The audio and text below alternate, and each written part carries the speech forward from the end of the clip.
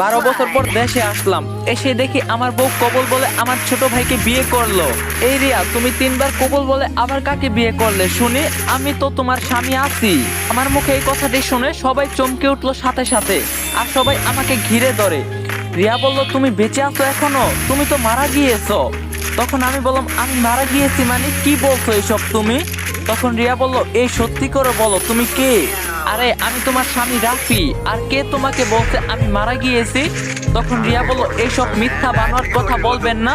আমার স্বামী বিদেশ একটি দুর্ঘটনায় মারা গিয়েছে, কয়েক বছর হলো, তাকে মাটিও দিয়েছি। রিয়ার কথা শেষ হতে না হতেই দেখতে পারলাম আমার বাবা মা সেখানে চলে এসেছে।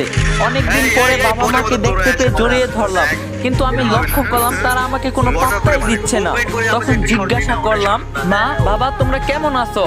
সাথে সাথে আমার মা বাবা বলে উঠলো, কে তুমি বাবা, আর এখানে কেন এসেছো? তুমি তো প্রায় আমার ছেলে রাফির মতোই দেখতে। তখন আমি বললাম, মা আমি তোমার সন্তান রাফি। তখন আমার মা বলল, না এটা হতে পারে না, কারণ? তখন আমি বললাম, কি কারণ মা, একটু বলবে দয়া করে? তখন আমার মা বলল, কারণটা হলো আমার সন্তান